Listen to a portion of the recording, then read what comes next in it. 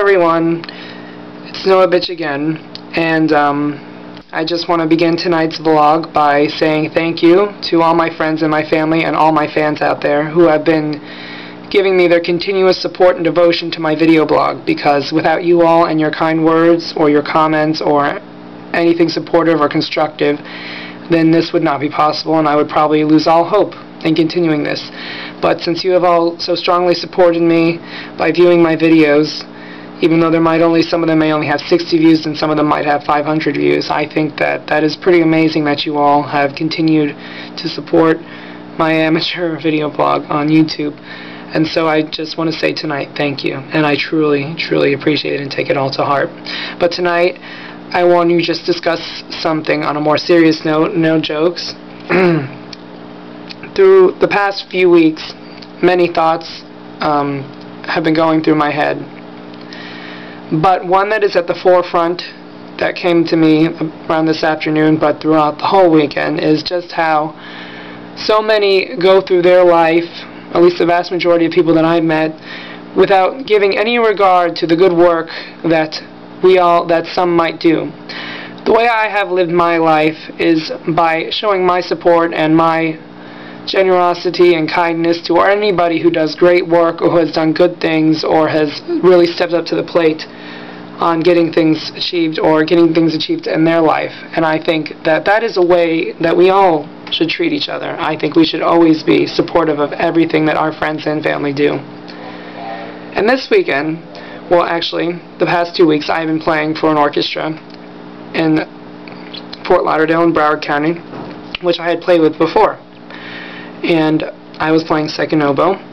And the dress rehearsal Friday night, the principal oboist had to leave because he had a family emergency that weekend that he had to go up to Ocala, Florida. So I'd walk into rehearsal Friday night, and there was no principal oboist, and I was a little, worried, like, where he went, and they had finally told me. And then they had hired an oboist from the University of Miami to play first.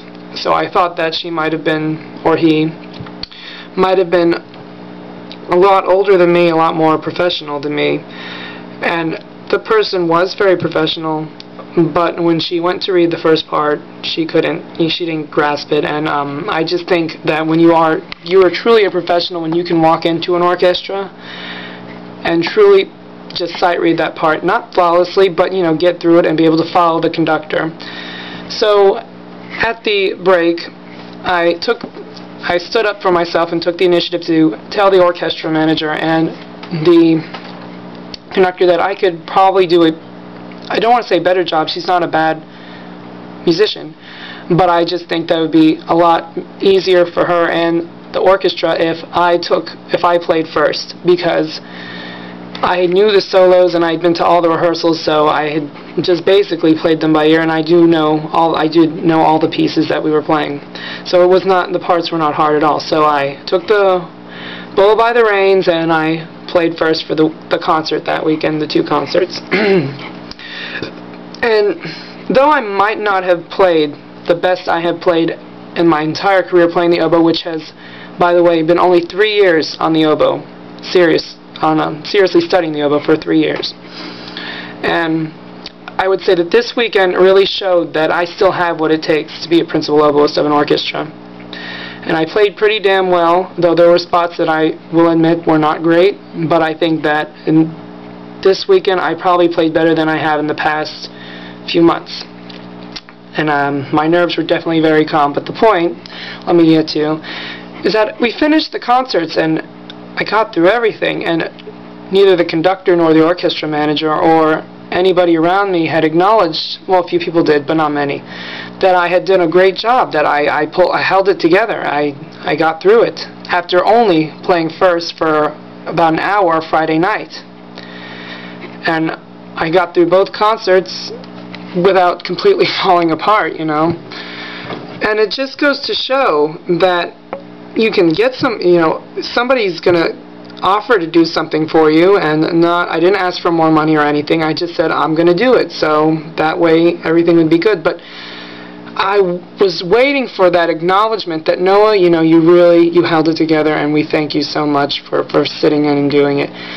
But not even so much as that, which makes me feel like my performance might not have been that great. But let me say that I have only been playing the oboe for 3 years, and I'm only 19 years old, and it's my second year in college. And to just sit there and play first after just one dress rehearsal and keep it together pretty consistently, I think really shows my maturity as a musician compared to most others out there. And I really had wished that it had been acknowledged. But the thing is, and not to say that anyone in this orchestra is selfish, but the only thing they were thinking of is gaining for their orchestra, making sure that the performance was good. But they didn't acknowledge the person that truly was a factor in making that performance good, considering that their principal was not able to play that weekend. And it's just been upsetting me, and I would just wanted to talk to you all out there about it and maybe see how you all feel, if you all agree with me. But I think if somebody you know did a very good job on something that might have been far outside their reach or might have been a challenge, an uphill battle, I would hope that you all would acknowledge that and say, hey, that was great, you did great, and I think you can definitely keep going. That didn't happen, and it's been kind of upsetting me as other things are around me right now. But, like I said, in my life, I have always lived by the theory that you should always be supportive of the ones around you, and always be supportive of the people who truly step up to the plate and truly fight for you or do the work for you and put in the effort for you. And that, to me, is something that we should all try and do in our lives. That about clears it for me tonight, everyone. So, again, thank you all for your continuous support of my blog, and if this was a little boring to you, then I'm sorry. But I have to do these little reality checks once in a while. Life is not all laughs. There's ups and downs. You know it and I know it. But this is just one of them that I had to address. So to everyone out there, and to everyone who's watching, thank you, and good night.